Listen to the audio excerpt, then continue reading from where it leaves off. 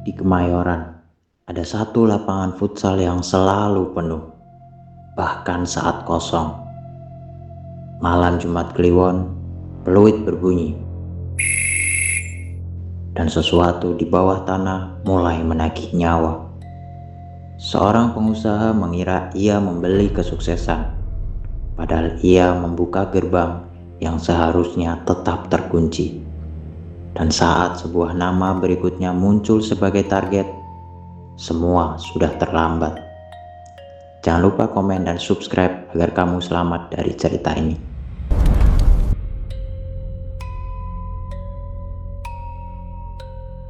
Lu denger nggak, Bar? Suara mesin pesawat. Padahal bandara ini udah mati puluhan tahun lalu. Bara terkekeh. Suara tawa yang kering dan penuh nada meremehkan.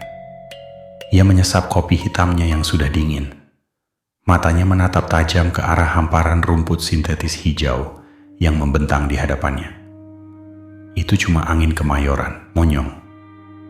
Lu terlalu banyak denger gosip tukang ojek depan. Di sini yang ada cuma suara duit, bukan suara hantu. Lelaki di hadapan Bara, Anton, sang kontraktor bangunan, hanya mengangkat bahu. Ia melirik jam tangannya yang menunjukkan pukul 11 malam. Lampu sorot LED berkekuatan tinggi di langit-langit gedung olahraga itu menyala terang, memandikan lapangan dengan cahaya yang hampir terlalu putih, menyilaukan mata bagi siapapun yang memandangnya terlalu lama. "Gue serius," bisik Anton lagi, suaranya merendah.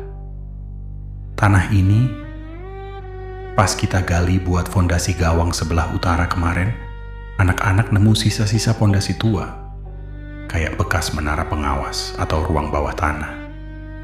Hawanya beda, Bar. Kayak ada yang kegeser." Bara berdiri, berjalan ke tengah lapangan. Sepatu pantofelnya yang mahal menginjak helai-helai plastik hijau dengan bunyi kresek-kresek yang ganjil. Kemayoran Futsal Center ini adalah tiket gua keluar dari kemiskinan, Anton.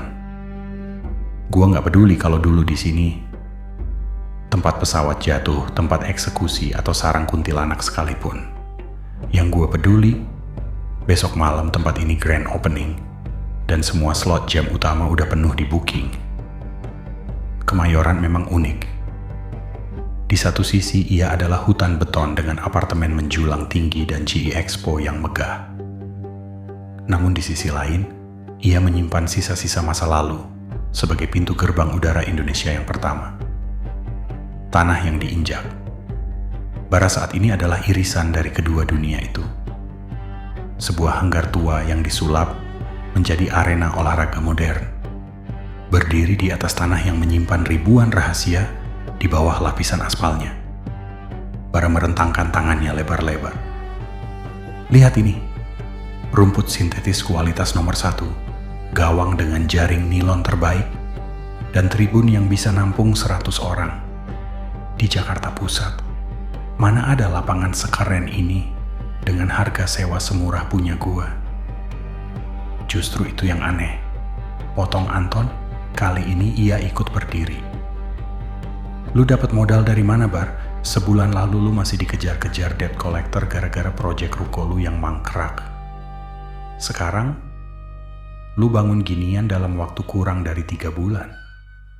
Orang-orang di pasar mulai bisik-bisik.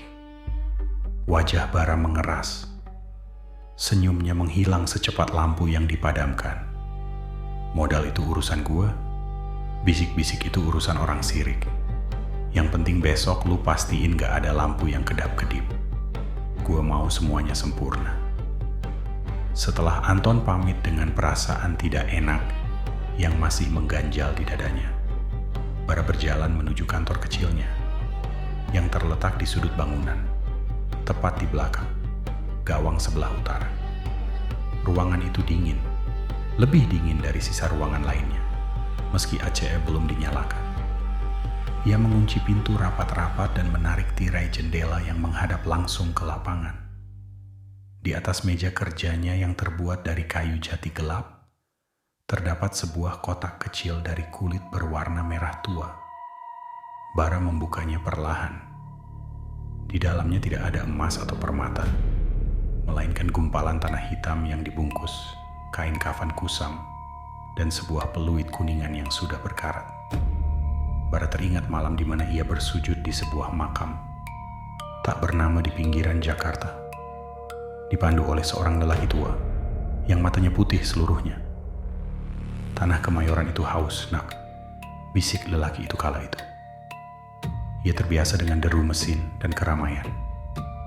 Jika kau ingin ia memberimu harta, kau harus memberinya nyawa untuk mengganti sepi yang ia rasakan. Bara menutup matanya rapat-rapat. Ia mencoba mengusir bayangan-bayangan mengerikan itu dengan membayangkan saldo rekeningnya yang mulai membuncit. Ia meyakinkan dirinya bahwa semua ini hanyalah urusan bisnis biasa. Risiko adalah bagian dari investasi. Tiba-tiba, suara bola memantul terdengar dari arah lapangan. Tuk, tuk, tuk. Bara terlonjak. Ia menoleh ke arah jendela yang tertutup tirai. Lapangan seharusnya kosong. Semua pintu sudah dikunci rapat oleh Anton tadi. Ia memberanikan diri menyibak sedikit tirai, mengintip ke arah lapangan yang hanya diterangi lampu darurat yang remang-remang. Di sana, di titik putih tengah lapangan, sebuah bola futsal berwarna kuning neon bergerak perlahan. Bola itu tidak menggelinding karena angin. Ia berputar di tempat, seolah-olah ada kaki tak kasat mata yang sedang memainkan dribble halus di atasnya. Bulu kuduk Bara berdiri. Hawa dingin yang tidak wajar merayap dari telapak kakinya, menembus kaos kaki dan mencengkeram tulang keringnya. Ia ingin lari, namun egonya sebagai pengusaha yang ambisius menahannya. Ia menarik napas panjang, mengusap wajahnya yang mulai berkeringat dingin. Cuma angin, cuma posisi lantai yang gak rata, gumamnya pada diri sendiri. Sebuah kebohongan yang ia coba percayai dengan sepenuh hati. Bara mematikan lampu kantornya, meninggalkan ruangan itu dalam kegelapan yang pekat. Di luar sana, di bawah langit Kemayoran yang mendung tanpa bintang, gedung futsal itu tampak seperti rahang raksasa yang sedang menunggu mangsa pertamanya masuk ke dalam. Besok, peluit pertama akan ditiup, dan bagi Bara, itu adalah suara lonceng kematian yang ia tukar dengan kemewahan. Jangan pernah menoleh ke belakang kalau kamu sudah melangkah keluar dari gerbang pemakaman ini. Sekali kamu menoleh, kontrak ini batal, dan kamu yang akan jadi pembukanya malam ini juga. Suara itu serak, seperti gesekan dua ampelas kasar, keluar dari mulut seorang lelaki tua, yang dikenal dengan sebutan Mbah Suro. Ingatan itu menghantam Bara, begitu keras saat ia terduduk di kursi manajernya yang empuk. Di hadapannya, melalui kaca besar yang kedap suara, para pekerja sedang melakukan finishing terakhir pada tribun penonton. Namun pikiran Bara melayang jauh ke 3 bulan lalu, ke sebuah malam yang mengubah garis tangannya dari seorang pecundang menjadi penguasa lahan di Kemayoran. Malam itu, hujan turun tipis-tipis di pinggiran Jakarta, menciptakan kabut yang menyamarkan bau tanah basah dan melati busuk. Bara telah kehilangan segalanya.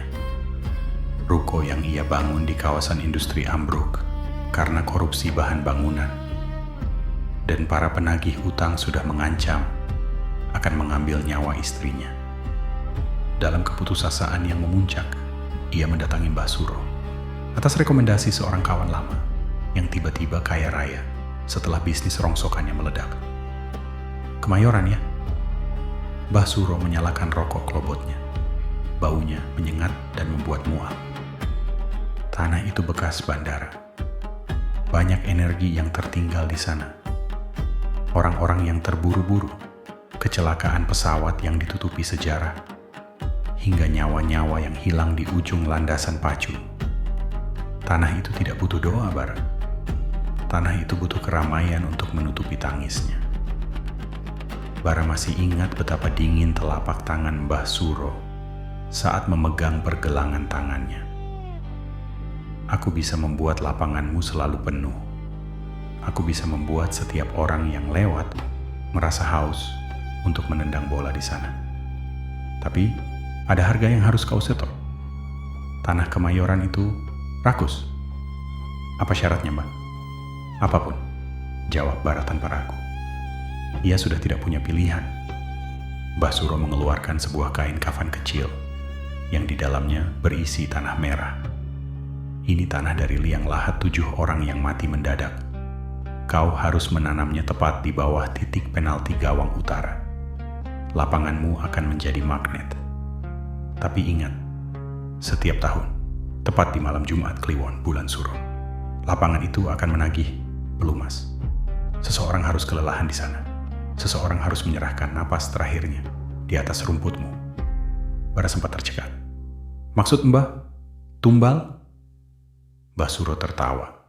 Tawa yang terdengar seperti batuk kering yang menyakitkan. Jangan sebut itu tumbal. Sebut saja itu biaya administrasi gaib. Pilih saja orang yang tidak punya keluarga. Atau mereka yang memang sudah masanya. Tanah itu yang akan memilih. Kau hanya perlu memastikan gerbangnya terbuka lebar.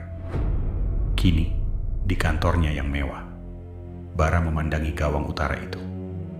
Di bawah lapisan semen, kerikil, dan rumput sintetis hijau yang tampak begitu sempurna, tertanam bungkusan kain kafan itu. Sejak tanah itu ditanam, segalanya berubah. Pinjaman bank yang tadinya mustahil tiba-tiba cair dengan mudah.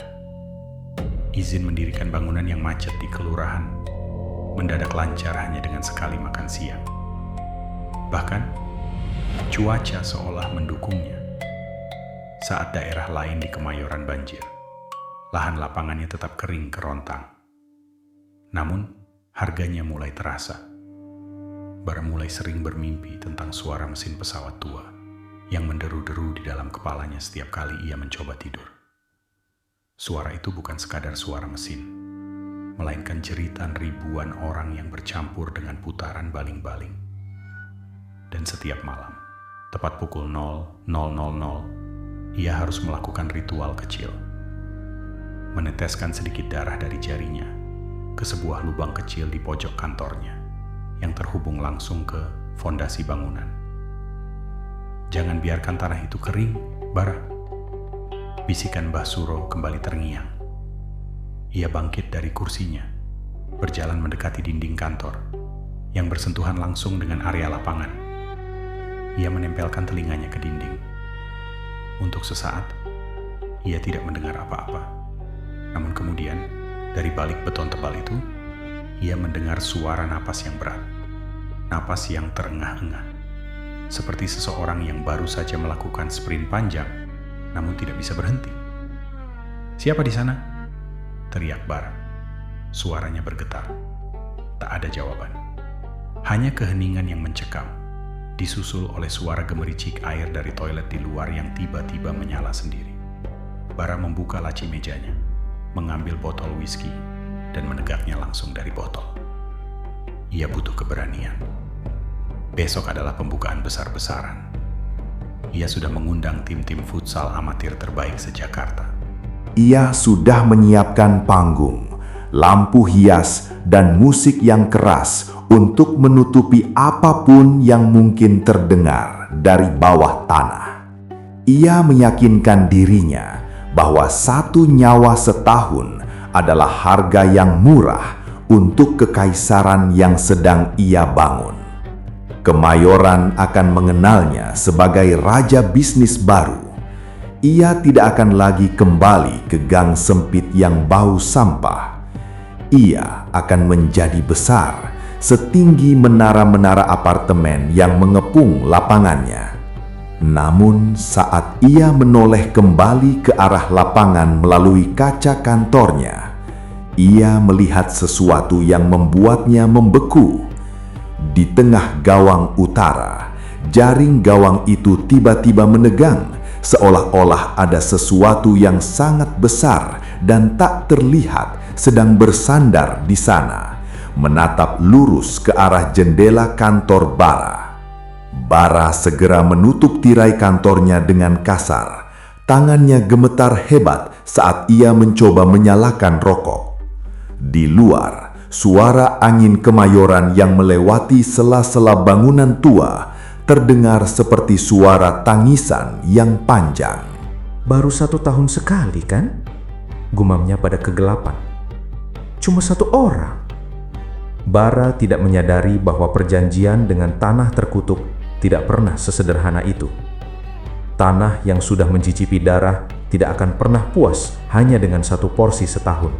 Apalagi jika sang pemilik mulai menunjukkan ketakutan. Di bawah gawang utara, sesuatu yang tertanam itu mulai menggeliat, merasa lapar. Dan besok malam, saat peluit pertama dibunyikan, pesta darah yang sesungguhnya akan dimulai. Malam grand opening itu seharusnya menjadi puncak kejayaan Bara.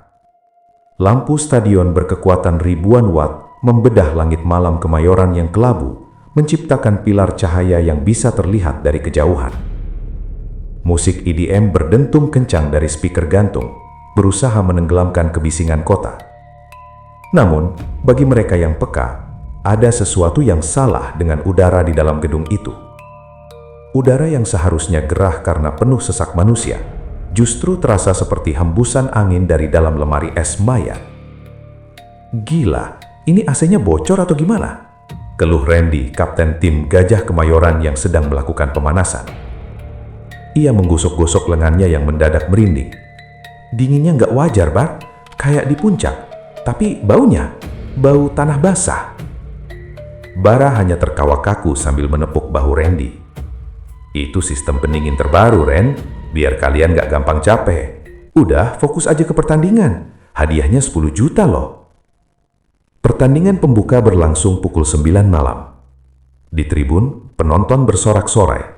Namun sorak-sorai itu terdengar janggal di telinga Bara.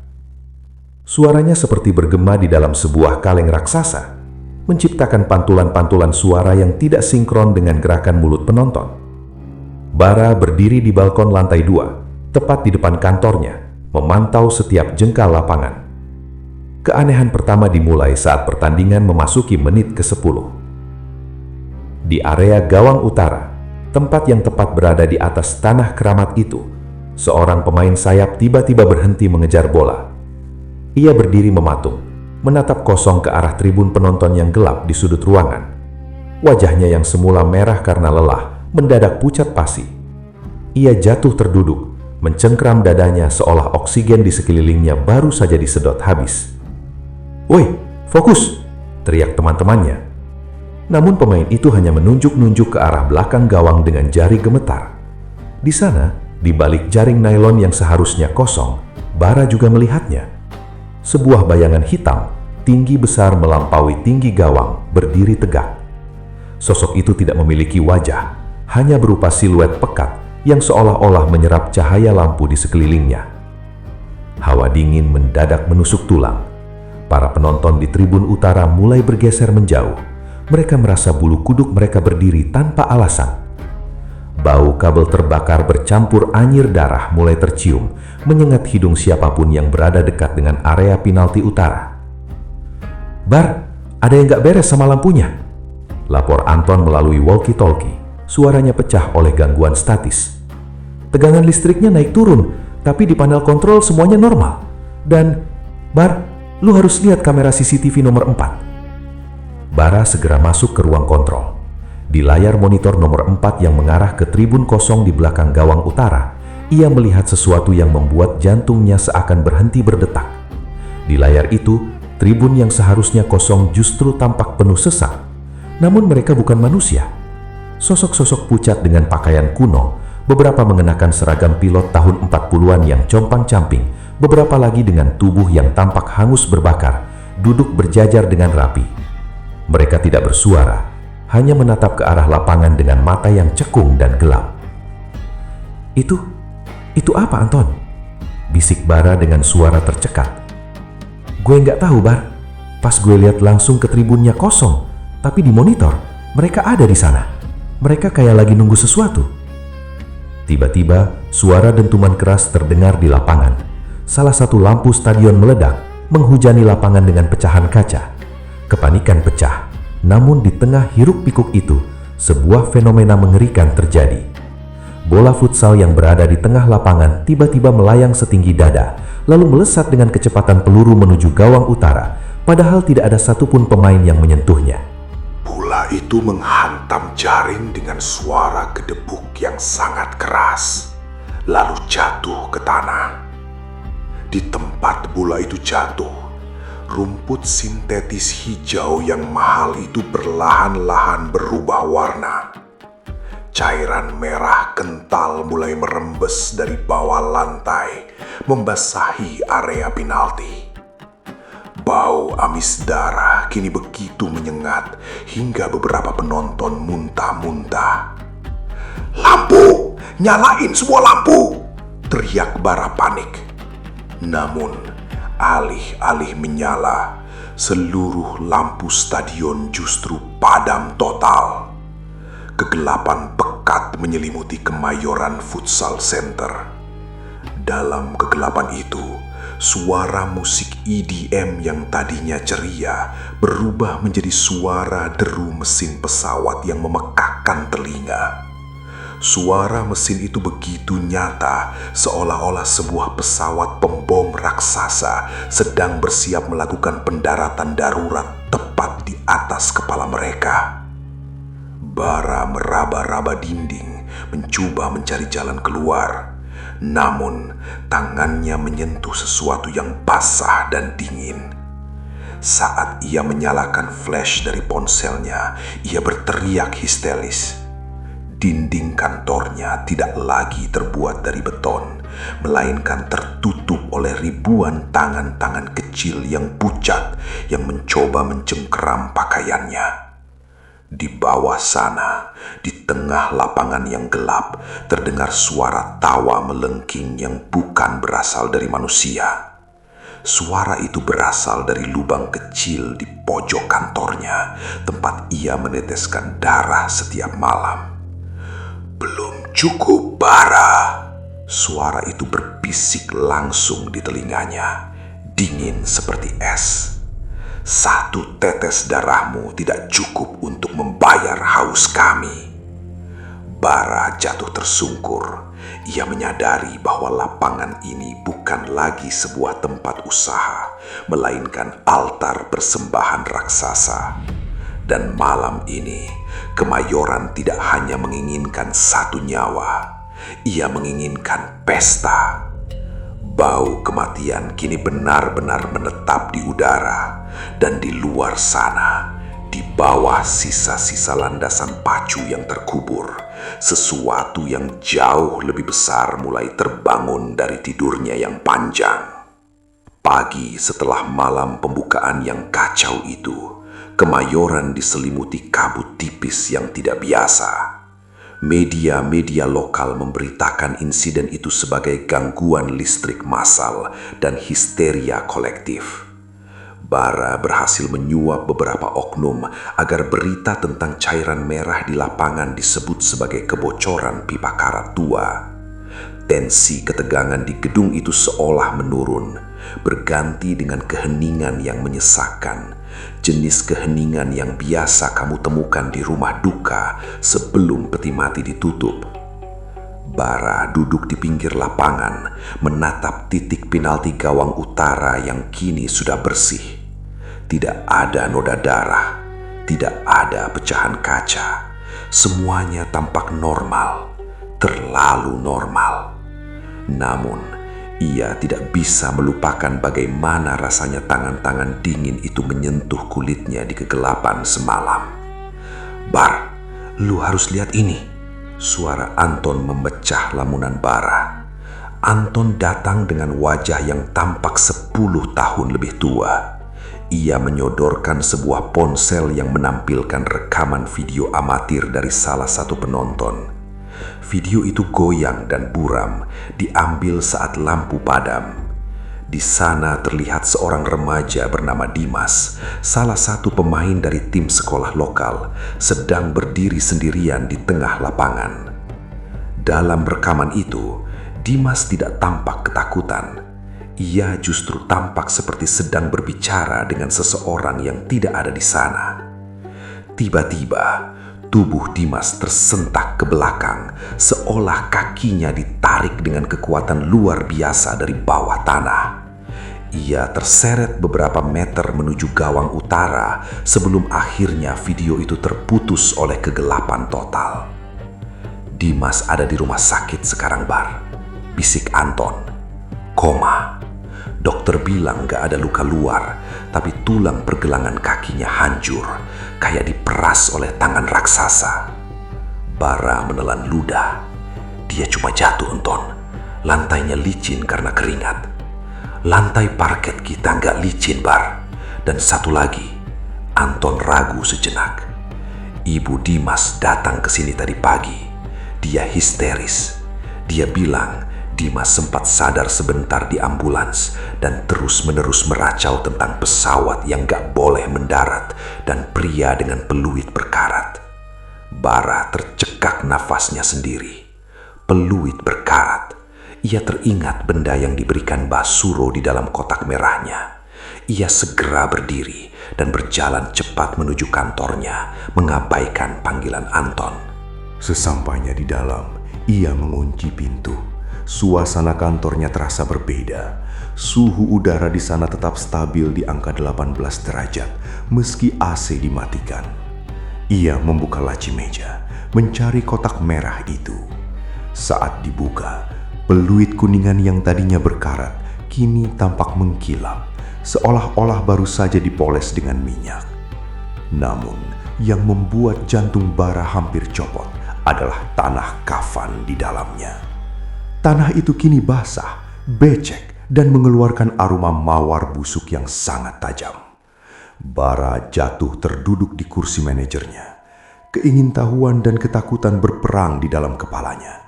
Mengapa bisnisnya justru semakin ramai setelah insiden semalam? Ponselnya tidak henti-hentinya bergetar. Pesan masuk dari berbagai komunitas futsal yang ingin menyewa lapangan.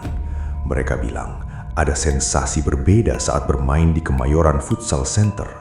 Mereka merasa lebih kuat, lebih cepat, dan merasa diawasi yang justru memaju adrenalin mereka. Orang-orang ini gila, gumam Bara, atau tanah ini yang membuat mereka gila. Siang itu, Bara memutuskan untuk berkeliling area luar gedung, mencoba mencari jawaban dari sisa-sisa sejarah Kemayoran. Ia berjalan menuju sebuah blok apartemen tua yang terbengkalai, tak jauh dari lapangannya. Di sana, ia bertemu dengan seorang kakek tua yang sedang duduk di kursi kayu, menatap kosong ke arah bekas landasan pacu. Lahan itu, kakek itu memulai pembicaraan tanpa perlu ditanya, seolah ia sudah tahu maksud kedatangan Bara. Lahan itu dulu adalah tempat penyimpanan logistik paling rahasia saat zaman pendudukan. Ada sebuah bunker di bawah gawang utara lapanganmu itu. Di sanalah mereka mengubur orang-orang yang dianggap berkhianat, hidup-hidup sebelum bandara ini ditutup total. Bara terpaku. Bunker? Mereka tidak pernah tenang, Nak. Mereka menunggu seseorang untuk membuka pintu itu kembali. Dan sepertinya ada seseorang yang sudah melakukannya dengan membelikan sesajen tanah kuburan. Kakek itu menoleh ke arah Bara, matanya yang katarak seolah bisa melihat langsung ke dalam jiwa Bara yang kotor. Tanah itu bukan memberimu kekayaan, Bara. Ia meminjamkanmu kekayaan. Dan bunga dari pinjaman itu adalah nyawa yang kau cintai. Bara mundur selangkah. Kata-kata kakek itu berputar di kepalanya seperti baling-baling pesawat. Tensi ketakutannya yang sempat mereda, kini berubah menjadi rasa penasaran yang gelap. Ia mulai bertanya-tanya, apa yang sebenarnya ada di bawah lantai lapangannya?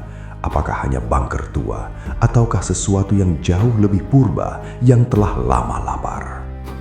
Sore itu, Bara kembali ke lapangan. Ia melihat tim-tim baru mulai berdatangan dengan semangat yang janggal.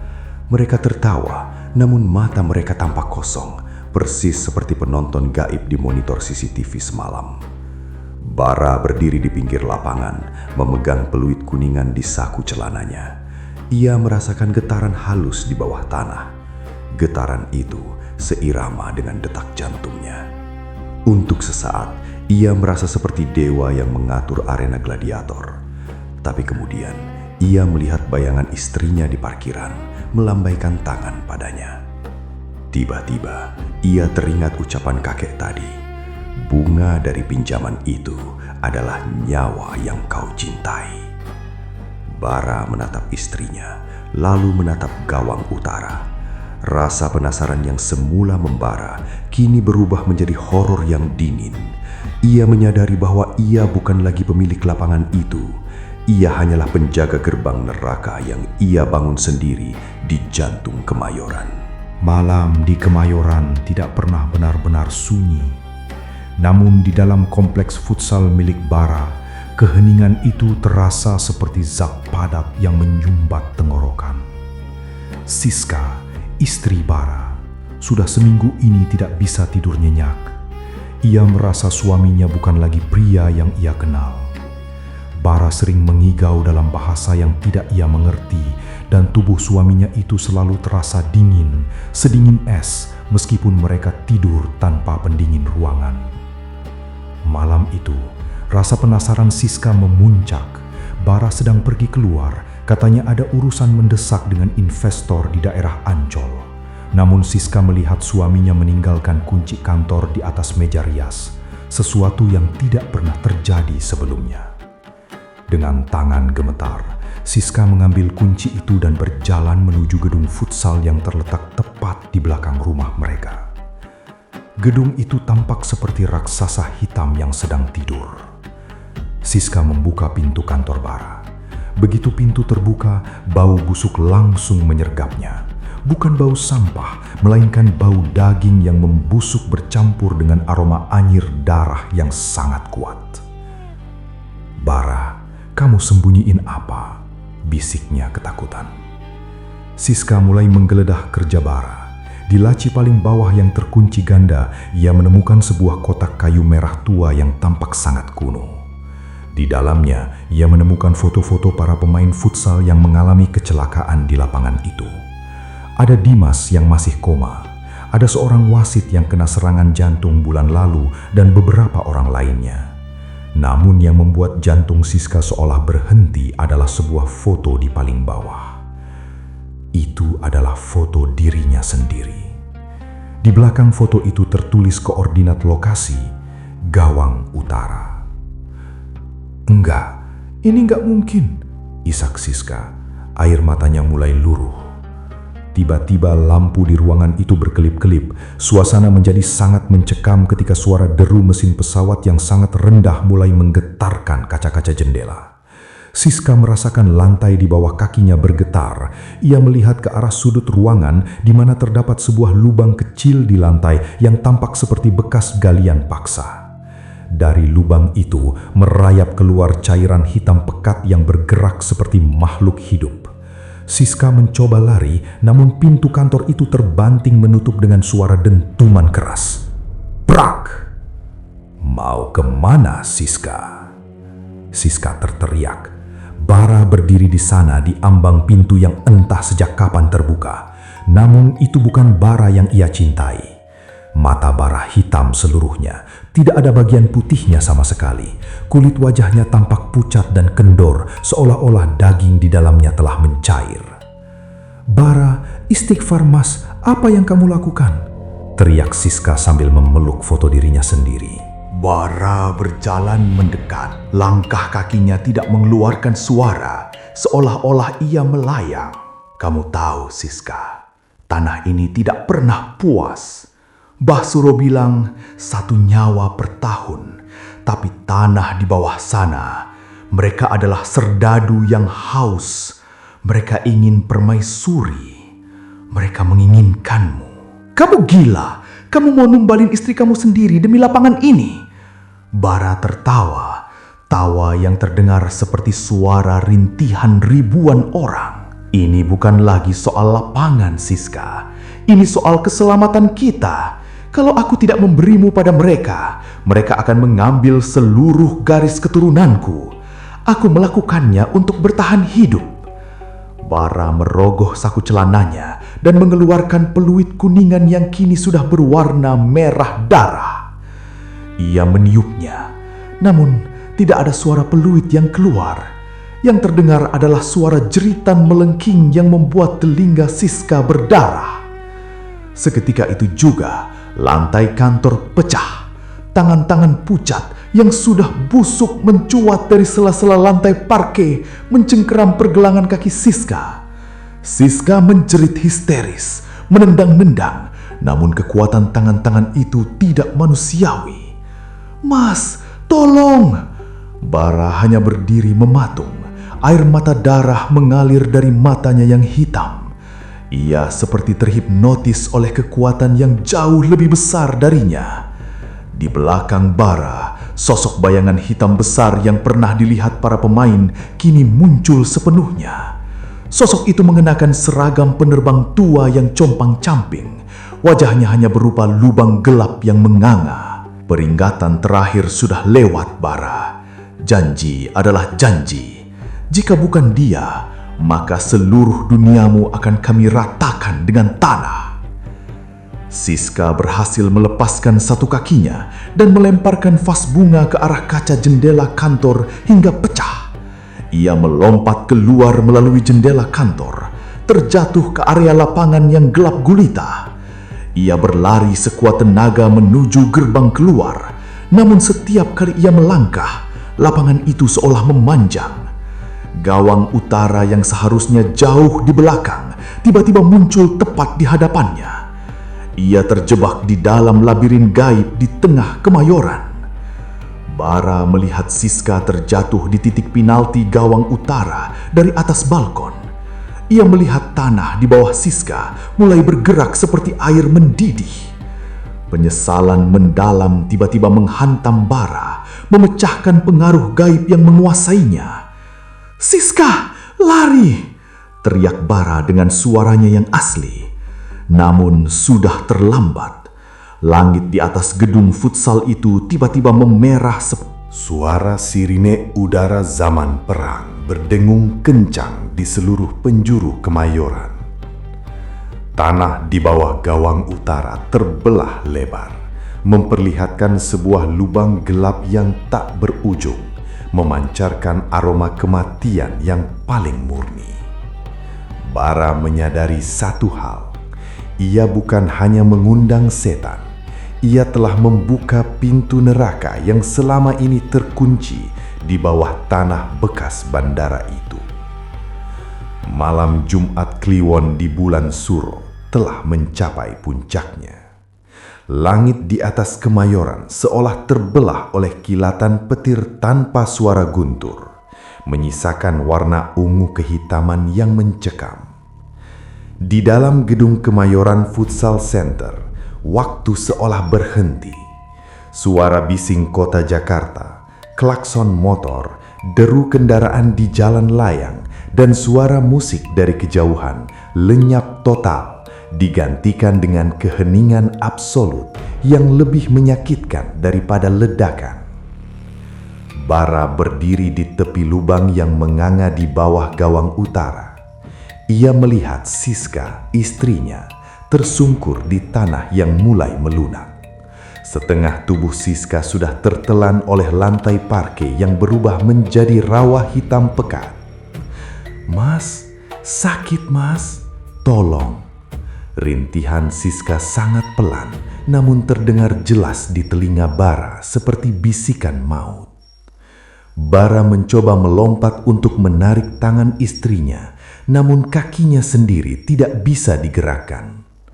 Peluit kuningan di tangannya mendadak menjadi sangat panas, membakar kulit telapak tangannya hingga berbau daging panggang.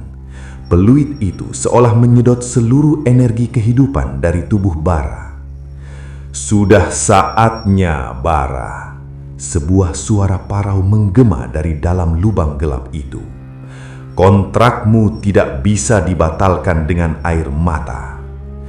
Tiba-tiba, lampu stadion yang tadinya mati menyala serentak dengan cahaya merah darah yang redup. Dari arah tribun yang gelap, terdengar suara langkah kaki yang serempak. Drap, drap, drap. ribuan sosok mulai muncul. Mereka bukan lagi sekadar bayangan. Mereka adalah korban-korban masa lalu tanah Kemayoran, para pekerja paksa yang terkubur hidup-hidup, pilot-pilot yang hancur terbakar, dan mereka yang hilang dalam sunyinya landasan pacu. Mereka berjalan menuruni tribun, masuk ke dalam lapangan, mengelilingi Bara dan Siska. Wajah-wajah mereka hancur, mata mereka kosong, namun tatapan mereka penuh dengan rasa lapar yang tak terbayangkan. Aku akan menggantikannya. Ambil aku, jangan dia, teriak Bara histeris.